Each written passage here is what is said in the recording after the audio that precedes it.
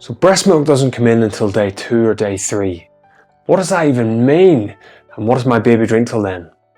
Welcome to Diligent Dad. I'm Andrew, and it's my mission with the channel to support you in your early steps of fatherhood. So assuming you've made the choice with mum, of course, to go breastfed, you'll be pretty keen to make sure that that baby starts drinking straight away so the baby's weight doesn't drop too far below birth weight. And the hospital will be very, very keen to make sure they support you with this as well. But if breast milk doesn't come in till about day 2 or day 3, which it doesn't, what do we do then for that 2 to 3 days? Welcome to colostrum. Colostrum is sometimes referred to as liquid gold. It's such a valuable substance that mum produces in that first 1 to 2 days of after the baby's born. In fact, mum is already preparing some colostrum in the breasts before the baby's even born, such as the magical way in which the hormones are lining up to produce that colostrum ready for the baby's birth in the first couple of days of the baby's life.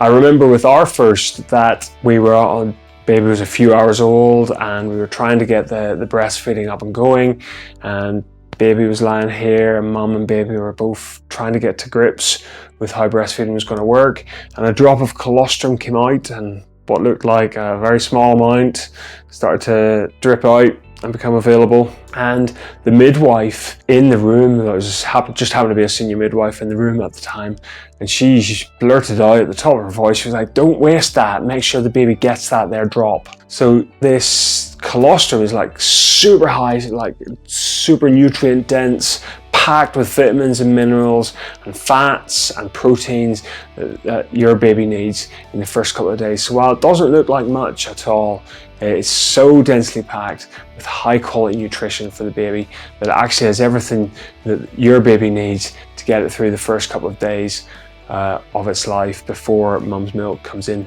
So you might be trying to think to yourself, right, how much milk does my baby need, or colostrum does my baby need on day 1 or day 2? Well, actually on day 1, your baby's tummy is about the size of a cherry. So if you think in each feed, the most that your baby's going to be able to take, absolute most, is the volume of a cherry. That's tiny, isn't it? Now the baby's stomach does start to expand quite quickly, and after by day 2 or day 3, it's now the size of a walnut. So cherry to walnut, still not very big, but it is getting bigger gradually. So obviously the baby will be able to take more and more milk, and certainly mum will want to be able to give your baby more and more milk over as the first couple of days progresses, especially until mum's milk comes in. Once mum's milk comes in, the volume of fluid available to the baby is significantly increased, and the baby's tummy then from that point onwards continues to expand and grow all for its childhood until they're an adult. Now you might be asking to yourself, well, colostrum is a super rich, densely high quality, nutrient dense material substance that baby needs to be getting before the milk comes in. What happens if mum for some reason is unable to supply it? And really the thing to think about there is, what are the most common reasons why mum may not supply any colostrum?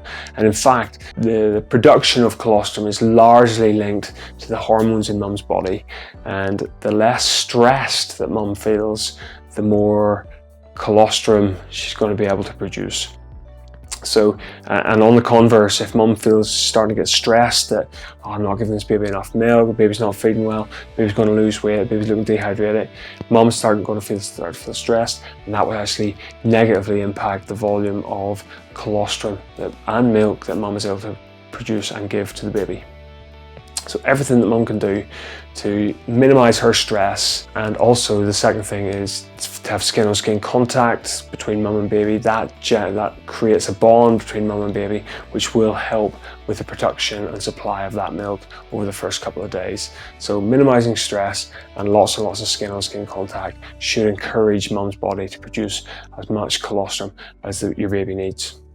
Now you do always have the fallback position of giving your baby formula milk, and there's good formula milk on the market which will do the job, and okay, that might not be the plan that you and mum had agreed, you want to go breastfed the whole way, but at the end of the day you have to get some nutrition inside your baby, and if mum's not, just for some reason, not able to produce the milk, the hospital would advise you to get some formula into the baby. It might not be what you want, but that is the most important thing, to get some nutrition into your baby after like 12 hours of maybe trying to produce some breast milk or colostrum.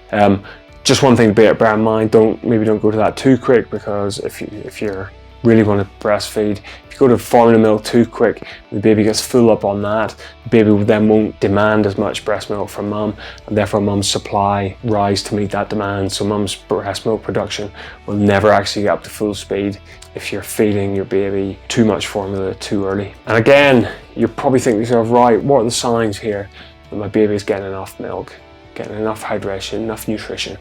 You've got to be thinking to yourself that after 9 months of continuous feeding, your baby's going to be born fairly well saturated with nutrition.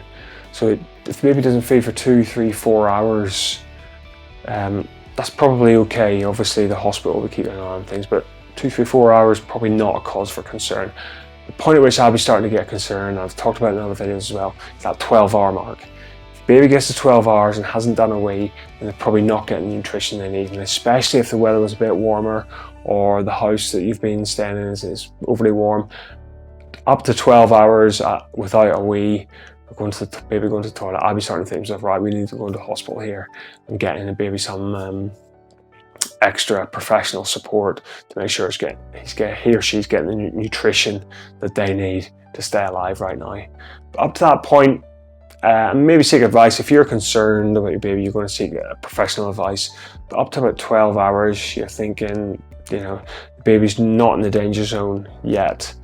Obviously, apply your own intuition, seek professional help if you think there's any untoward or there's any significant risk for your baby. You've been watching Diligent Dad. I'm Andrew. Thanks a lot for your time today. I'm here to support you on your mission in the early steps of fatherhood.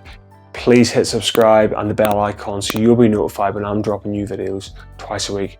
Thanks a lot for watching, guys. See you again soon.